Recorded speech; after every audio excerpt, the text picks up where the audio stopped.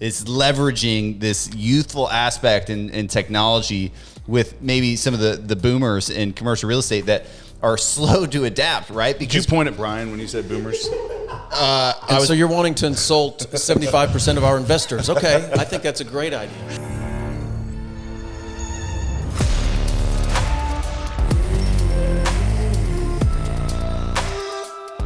All right. How is it going? And welcome back to another episode of How to Invest in Commercial Real Estate. And we have another guest on the show. But before we get into our awesome guest, we wanted to share a brief update about the recent closing we had in Princeton, right? So if you're on the investor list, you got an email that said, hey, Criterion's doing another deal. We're doing these developments down in Princeton, Texas. Really awesome project. It's 6 different pad sites essentially in front of a brand new Kroger that's being built. So we're doing a learning experience, Fat Burger, Just Breaks, Chipotle, Salad and Go, and 7 Brew. I can't believe I remembered all of that live. Let's go. All right. So that was an almost $3 million equity raise that we've been raising for the past 2 or 3 weeks. We are about to close on that this week. By the time the episode comes out, we'll have already closed. And we are just so excited for that deal. The civil work is already going. We are excited to deliver those pads, and we think the investors are going to hit a home run on that deal. Yeah, and then we also have closing the loan on RP2 in Owasso. Yep, that is mobilizing next week, hopefully. And then Burleson, they've already started, but that loan closing should be next week. Yep, that's a refinance. Yep. Okay, so we got a lot of things. Yeah, a lot of things closing. A lot going on, and closings are good. Closings are good. Closings are good for everyone. But anyway, without further ado, I want to introduce our guest. He is a commercial real estate broker from Tucson, Arizona. Max, tell us a little bit about yourself, what you do over there in Tucson, and maybe how you got into commercial real estate. Thanks for having me on. Yeah, so my niche is industrial brokerage, sales and leasing here in Tucson and Southern Arizona. Worked in corporate brokerage for about 5 years and left about 2.5 years ago and at a smaller, more boutique brokerage. But the bulk of my work is sales and leasing of industrial business parks, industrial land, and also done a couple assemblages, which maybe we can get into in a little bit here. But and then I'm a partner in a few other deals. So always been in real estate, or how did you initially get into kind of the corporate leasing side? And then I'll ask you maybe who that was as well. Yeah, so I got my license the summer after high school. Got into residential, worked with some family in residential, wanted to kind of do my own thing and be in commercial. And a few years later, one of the top industrial brokers in town at Cushman reached out to me after I'd been in touch with them for a few years and asked me to come work at Cushman. So worked there for 5 years. And yeah, I mean, really, the way I started my business over there was knocking on doors, cold calling, and then I started a lead generating website because I thought there was opportunity in the digital space because most of my competition is older and they weren't, advertising on Google AdWords or anything like that. So that really put my brokerage business on steroids. I have some questions about that. That is interesting. So you're using Google Ads. What are you wanting them to hit on? Your brokerage business or industrial properties? What's the target of those Google Ad searches? Yeah, brokerage. So sales and leasing. So, ideally in this market, I'd have property owners reaching out to me to sell or lease their properties, but I've done, tenant rep, buyer rep, landlord rep, seller rep.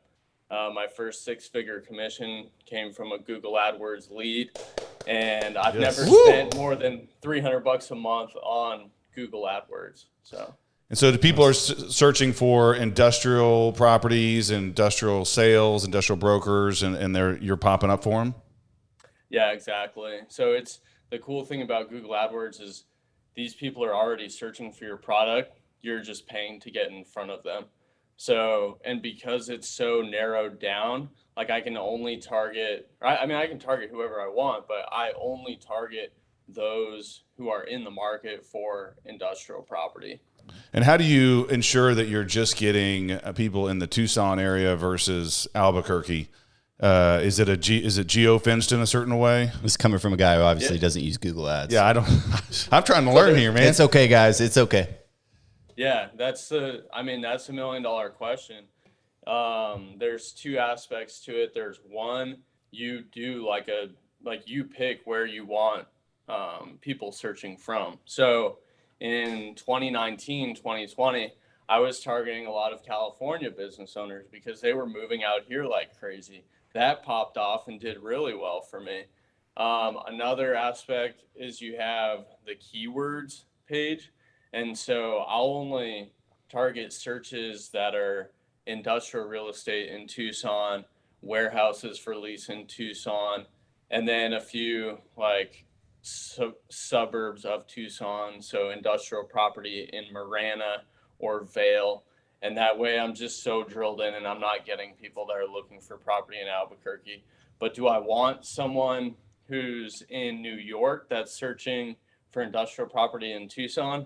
Absolutely. And that's a real thing that's happened to me. I posted on Twitter recently in 2020, I did a lease with a manufacturer that moved out here from New York. Since then, I leased him another building. I sold him another building. Now we're out looking to lease an even bigger building. And that's just off of a Google AdWords ad. I love that. This is insane because how familiar is this story that getting a real estate license right after high school? I don't know what I'm going to do, but I want to be in real estate. You know, a lot of people make money in real estate. I want to be in real estate. I'm going to get my real estate license. I did that exact same thing, right? So many people all across the country know they want to be in real estate. They graduate high school. College sounds like it sucks, even though I'll probably send my kids to college. So that's a different argument. So you get a real estate license, right? Yeah, the other thing I noticed is he has a common story, and I'd like to know why you made the jump, but we talk a lot about people jumping from residential real estate to commercial real estate, and you said earlier you decided to make that jump. What was the reasoning behind that? The numbers aspect always appealed to me, and to be honest, when you look at the newspaper and you see brokers doing $5-10 million deals, it's pretty appealing. I also thought that there was more opportunity in the digital space in commercial real estate. I mean, you think about all the people in commercial real estate, they're mostly boomers. They're mostly hitting the phones and door knocking, which I do as well, and it works. But when you can combine the digital aspect into a space where it's not being utilized, the margins are 10x, even 100x compared to other industries. Yeah, I feel like that's our new Who We Are video. We've been trying to figure out how to film this video about who we are, and I think you just summarized it right there. It's leveraging this youthful aspect in technology with maybe some of the boomers in commercial real estate that are slow to adapt, right? Did you point at Brian when you said boomers? So you're wanting to insult 75% of our investors. Okay, I think that's a great idea. No, I'm just saying that's why they love us, right? Because they DocuSign their documents. I'm not mailing them this thick manila folder and they're not mailing it back and they're not sending me a check, right? Like we're ACHing distributions. We're on the podcast, so they can actually hear us talking about commercial real estate. Most guys or girls in the industry that are older are not doing that. So I get your point. I have genius. Yeah, it is. It's great, and I love it. Congrats on the niche you've carved for yourself. So talk to us, because we don't know that much about industrial real estate. We know what it is, but as far as the nuances of it, because we haven't invested a bunch in industrial, what are the pros of industrial real estate, and do you have a lot of investors buying industrial real estate, or is it more companies that you're helping find the space they need for their business? Yeah, so at this point, I would say all of the above, like when I started or even like 3 or 4 years ago. But right now, the brokerage that I'm at, it's my broker, myself, we have an in-house property manager. So my broker syndicates deals. So he's got like pushing 1 million square feet of industrial business park space. So I do a lot of leasing for him, try to dig up deals for him. And I do some third-party brokerage, but not as much as I used to. I probably say no to more business today than I say yes to. So, but in terms of the investing, why I like investing in industrial, think about this. When the economy contracts, there are businesses that continue to do well. Plumbers, HVAC, electricians. When you have a leak in your property, you're still going to fix it. And then when the suppliers for all of those trades contract, when the economy contracts, they move into industrial business park spaces. So to me, it's like investing in a commodity and just something that's always in demand, that's always affordable. And then you have the replacement cost aspect. It's very difficult to build business parks right now because of the cost of construction. And it's one of the only spaces in the market that just hasn't been built, even with this crazy cycle. Yeah, and it has been crazy here too. One of the main drivers, there's a couple. Obviously, the economy was super strong. Interest rates are super low, but also, legalizing marijuana in our state and surrounding states, they're just buying up in the industrial space for indoor grows, which is put upward pressure on the market. So what are you seeing out in Tucson? What kind of returns are you able to get investors on these syndicated industrial deals? Yeah, I would say the market, to be honest, right now, the market's pretty gridlocked. It's really tough to buy a deal right now. I'll just give you an example of one of the most recent ones we did, though, is an 8-tenant industrial business park, bays from like 2,000 to 7,000 square feet. We bought that at like a 7 cap, but there was some vacancy and some work that needed to be done. But right now we're getting about a 15% return after factoring in our debt on that deal. So 15% roughly cash on cash? Yeah. Which is great. And what, maybe you were able to get debt on that property before it went up? Oh yeah. Yeah. So you made, what's your rate on that? 4.5 or something? To be honest, I'm not even sure because I'm a silent partner in it. Gotcha. And yeah, I mean, the bulk of my work is in brokerage. I invest in stuff, but I'm not too keen on all the details there. So I get my mailbox money. I'm happy with it. Yeah. So Criterion, we started out in our line of commercial real estate in our area. We started buying properties in Tulsa where we're from, but found out pretty soon that we needed to expand. I noticed you say you're just in Tucson and the surrounding suburbs. Do you just have so much business that you don't need to expand, or you don't want to travel to expand, or why are you staying in Tucson with most of your business? Yeah, I would just say because I'm still in my 20s, and I would say I will in the future, but I'm not there yet. Yeah. So it's still early on in business, and you need to get that under your belt, and then you can expand from there. Yeah, I mean, there's deals that, every time I have capital, I can deploy it here in Tucson. I know this market so well, but later on, I would say I'd go into other markets. Okay. Yeah, that makes sense. So I think this is a really great example for most of the listeners and most people who want to get started in commercial real estate investing or anything in commercial real estate, right? Like, go find a job that can support you in a living. And I say job lightly because it's really not a job, right, Max? Like, you're really the owner of your own business and you're a 1099 subcontractor, and you've probably got this agreement with your broker. So it's not a job, but it is a living that you can earn in commercial real estate while you further your education on how to take down these bigger deals, right? But something that stands out is the fact that you had, like, a lot of your clients and customers you don't even know, right? Because you're getting in front of them on Google.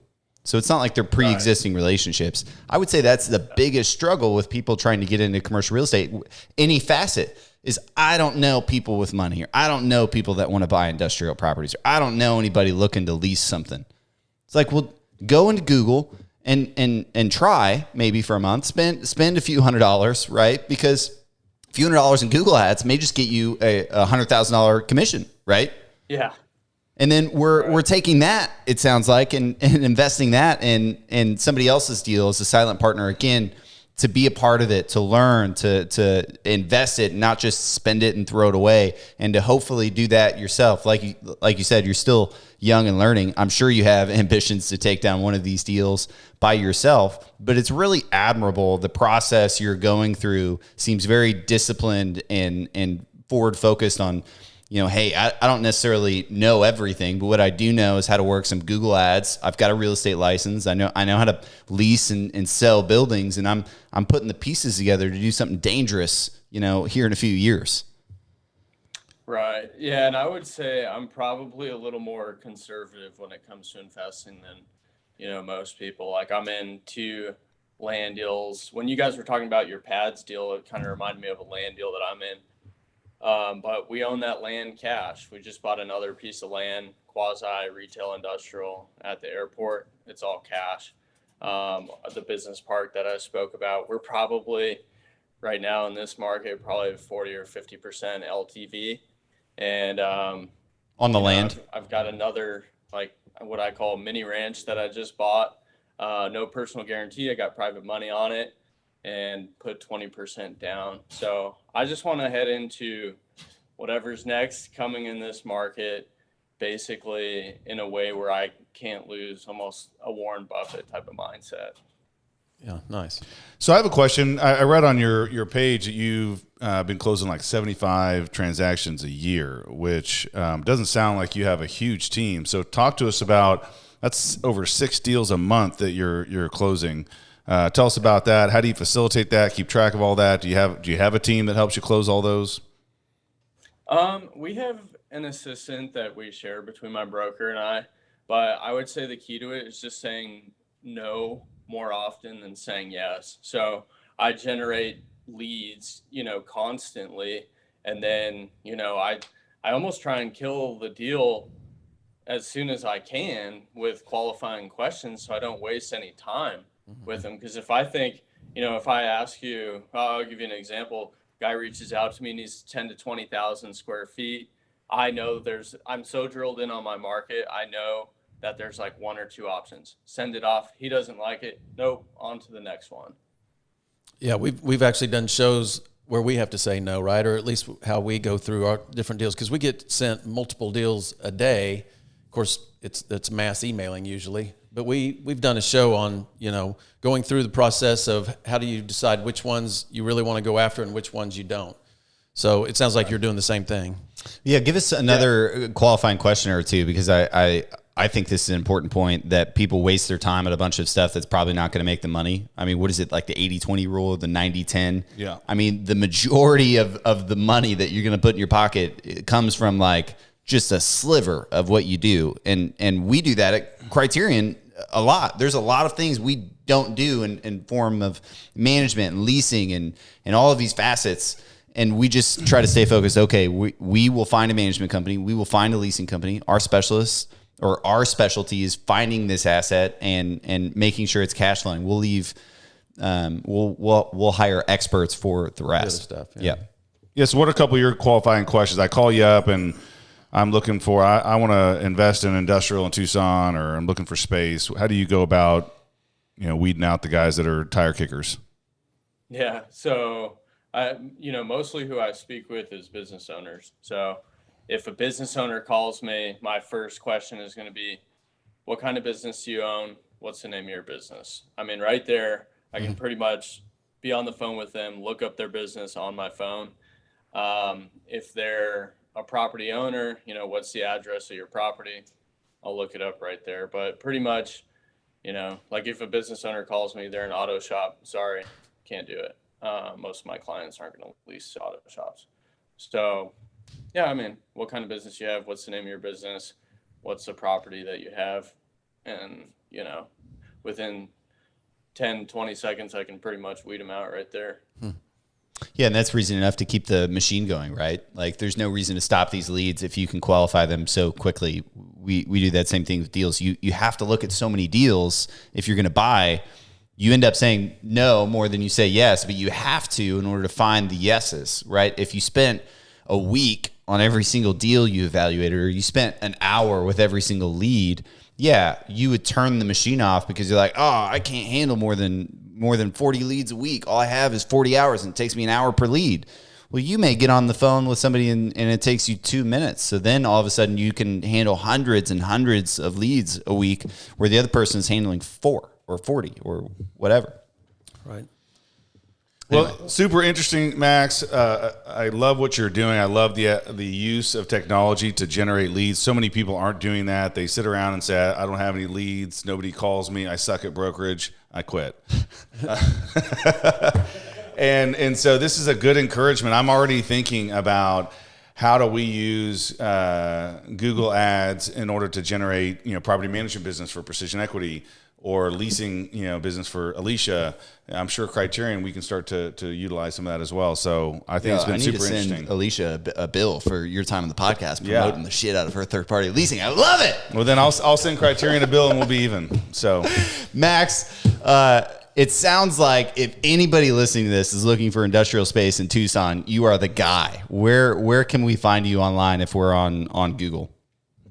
industrialtucson.com, and that's where all my leads come through too. So awesome. If you search industrial real estate in Tucson or industrial Tucson, my website's going to pop up first. So all right, all we ask, Max, is that you find us an industrial deal that you and your partner believe in and send it to us to buy, so we can get started in industrial real estate in Tucson.